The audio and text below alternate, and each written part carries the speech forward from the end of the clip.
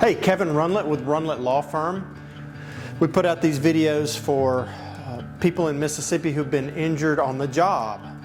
We handle Mississippi workers' compensation cases, and we try to provide information that may help people who need it in the state of Mississippi. So we've been talking about different types of benefits that you can receive in a workers' comp case, and today we're talking about medical benefits. In a workers' comp case, there are benefits related to wages, and there are benefits related to medical benefits. So what type of medical benefits should you receive if you've been injured on the job? Basically, anything that your doctor says is related to that injury should be covered. Now, something we see quite often, people get injured and it might cause their blood pressure to go up, and their physician then orders that they need to go on blood pressure medication.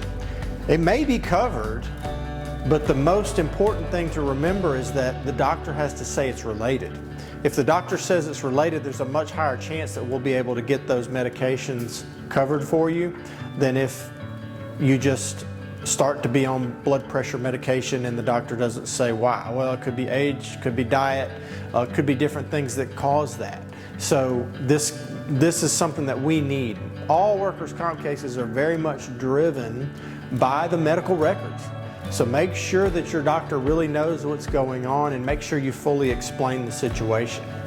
So in a workers' comp case, we've discussed you should get medical related treatment for anything that's related. So let's say you have an injury and you go to a walk-in clinic initially, and that walk-in clinic is covered by workers' comp.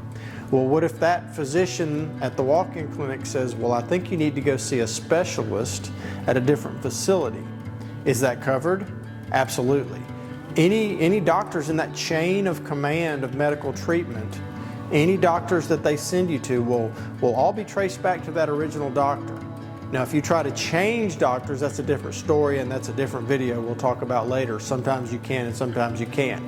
But how long should you receive this medical treatment?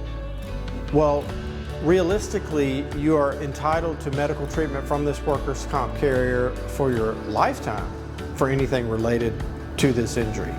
Now, what would change that? Settling your case and closing the meds would change that. Now, why would you want to do that if you've got this potential health insurance for this injury for the rest of your life?